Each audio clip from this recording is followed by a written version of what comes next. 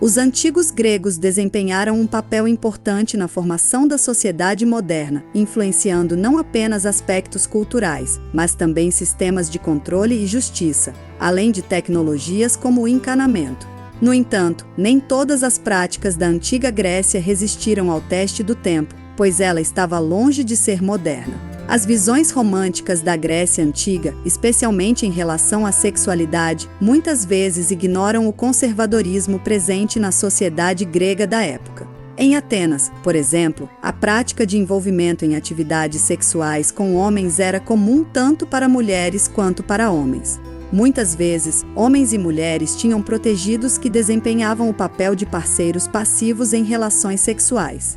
Essa dinâmica sexual desempenhava um papel importante na cultura e na hierarquia social, onde se esperava que as mulheres se tornassem donas de casa e tivessem filhos, apesar dos riscos frequentes de mortalidade durante o parto. Embora a Grécia Antiga possa parecer um lugar de liberdade sexual, na realidade, havia estruturas sociais e regras tácitas que regulavam as relações físicas. A compreensão do sexo na Grécia Antiga é complexa e vai além das percepções populares. Se deseja saber mais sobre como o sexo era praticado na Grécia Antiga, certifique-se de se inscrever no canal e ativar as notificações para receber os novos vídeos. O apoio dos inscritos é fundamental para manter o canal ativo e produzindo conteúdo. Para quem deseja apoiar financeiramente, visite a página de doações. Todos os links úteis estão na descrição do vídeo. Agradeço a todos pelo apoio contínuo e espero que esta explanação tenha esclarecido alguns pontos sobre a Grécia Antiga. Na cultura grega antiga, não havia um estigma associado à sexualidade ou à identidade, pelo menos para os homens. As relações entre homens não apenas eram aceitáveis, mas também parcialmente encorajadas. Não existia uma palavra específica para homossexualidade, pois essa prática era parte de um conceito mais amplo de amor, não dependendo do sexo. No entanto, isso não significa que tenha sido uma época dourada para as relações entre pessoas do mesmo sexo. Historiadores acreditam que os antigos homens atenienses viam a penetração e a dominação como símbolos de status. Se um homem desempenhasse o papel de parceiro passivo para obter benefícios financeiros, ou se permitisse que outro homem o penetrasse, ele era frequentemente ridicularizado. Os atenienses usavam termos depreciativos para se referir a essas pessoas. Na Grécia Antiga, onde os prazeres carnais eram comuns, a autossatisfação provavelmente não era vista como um tabu tão grande quanto é hoje. Embora houvesse menos restrições sociais, o tema do amor próprio muitas vezes era tratado com humor nas discussões sociais. Aristófanes até mesmo apresentou o amor próprio como um ato baixo e estúpido em suas peças teatrais. Em termos de arte, a autossatisfação era retratada principalmente com mulheres participando, muitas vezes durante ou após eventos fisicamente extenuantes, como um simpósio. O amor próprio também estava associado aos escravos, simbolizando seu baixo status sexual. Embora difundido na sociedade grega, envolver-se na autossatisfação às custas de outra pessoa era considerado embaraçoso. Padrões gregos. As visões descontraídas da Grécia Antiga em relação às relações carnais incluíam algumas práticas que a sociedade atual considera imorais, como a pederastia, em que um homem mais velho se envolvia com um estudante mais jovem, tanto fisicamente quanto em termos de mentorado. Esse tipo de relacionamento levanta preocupações significativas em nossa época, refletindo atitudes em relação à dominação e subordinação na cultura grega, onde os relacionamentos íntimos geralmente visavam mais a satisfação do parceiro dominante do que do submisso.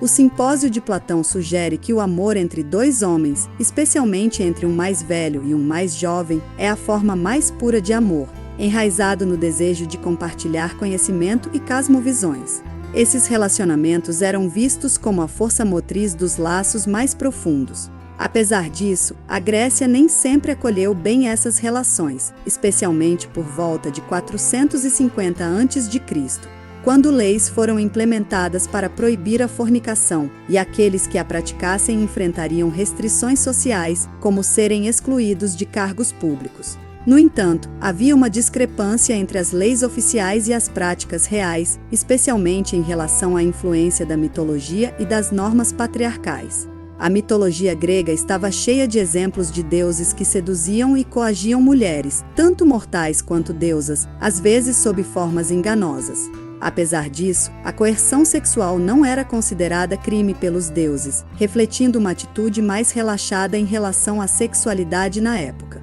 Os gregos antigos tinham uma abordagem menos rígida em relação ao sexo em comparação com as religiões posteriores, como o catolicismo, que retratava os prazeres carnais como pecaminosos, a menos que fossem entre marido e mulher. A nudez também era mais aceitável na arte grega antiga, refletida em estátuas nuas e obras de arte que serviam como inspiração para obras adultas. Em resumo, a Grécia Antiga permitia uma gama mais ampla de expressões de sexualidade e relacionamentos do que os padrões modernos, com a pederastia sendo uma prática aceita em certos contextos e a nudez sendo comum na arte e na cultura. Na Grécia Antiga, os padrões em relação às relações carnais eram bastante descontraídos e incluíam práticas que hoje são consideradas imorais, como a pederastia, na qual um homem mais velho se envolvia com um jovem estudante, tanto fisicamente quanto em um aspecto mentor.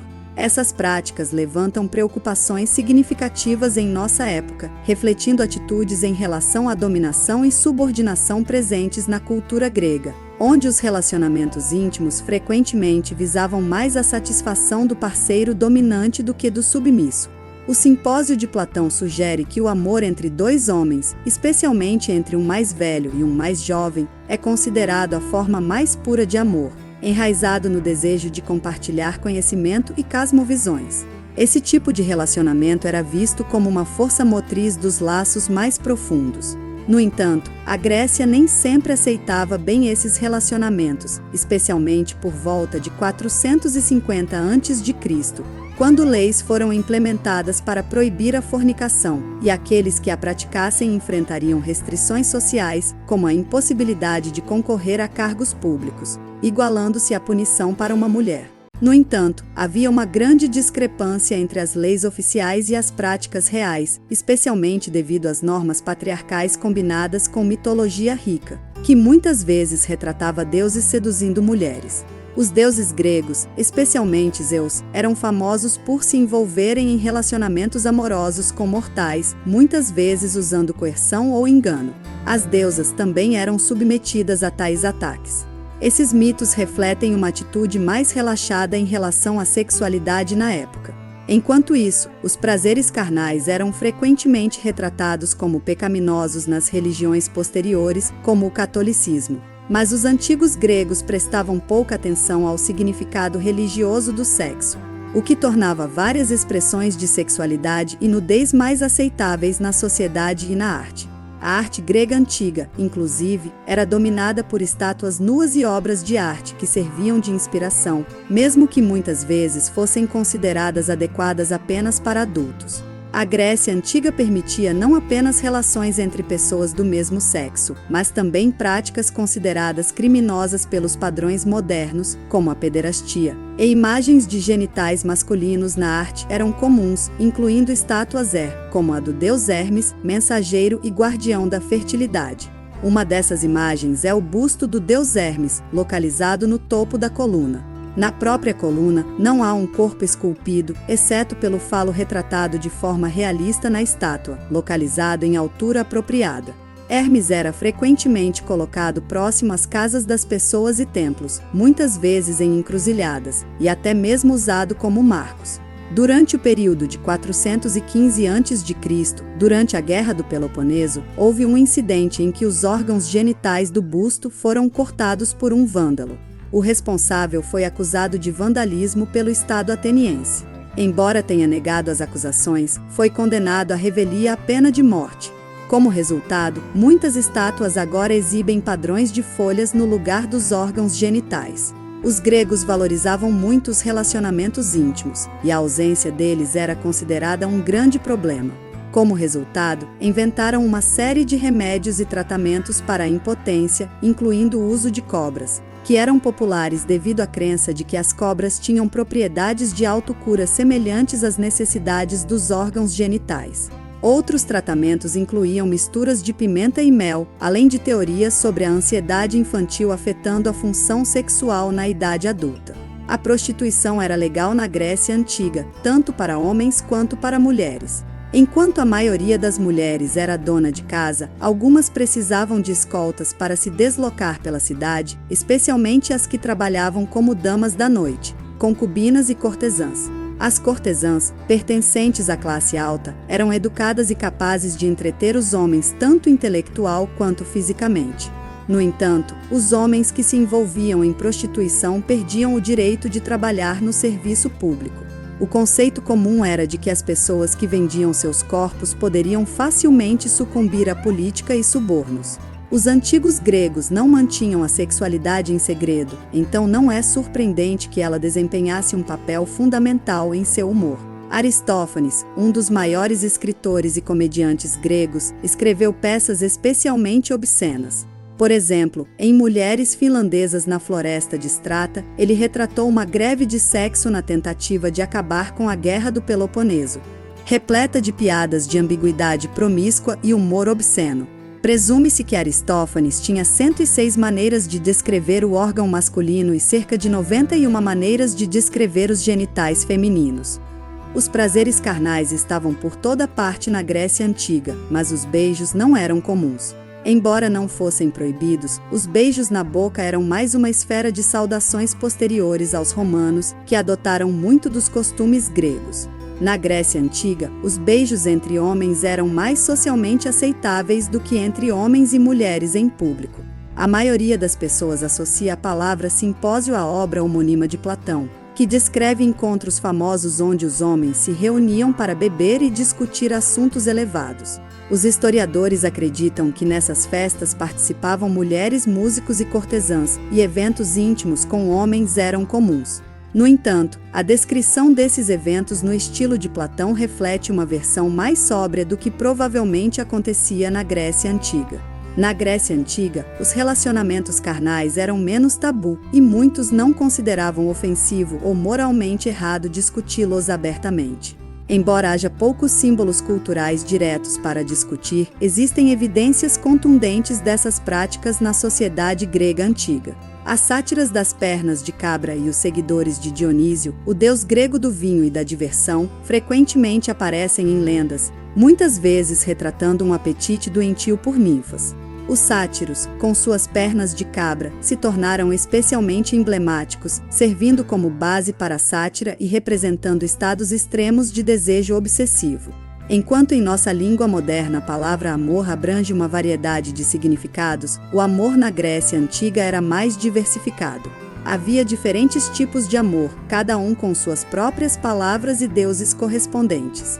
Afrodite, uma das divindades mais famosas, reinava sobre o amor íntimo, dando origem à palavra afrodisíaco e representando a paixão íntima controlada. Os antigos gregos tinham várias palavras para expressar diferentes tipos de amor. Por exemplo, o Eros era o amor romântico, o Filia era o amor fraterno e o Ágape era um amor altruísta e universal, cultivado ao longo do tempo. Essa diversidade de amor na sociedade grega antiga refletia suas crenças sobre relacionamentos e destacava a importância de cada conceito. Essa era a atitude em relação ao sexo na Grécia Antiga, que pode parecer estranha para nós, mas é igualmente fascinante. As tradições e crenças dos antigos gregos ainda intrigam e cativam aqueles que exploram sua cultura. Se você assistiu até o final, agradeço e convido você a deixar um comentário e um like. Obrigado por assistir e até a próxima.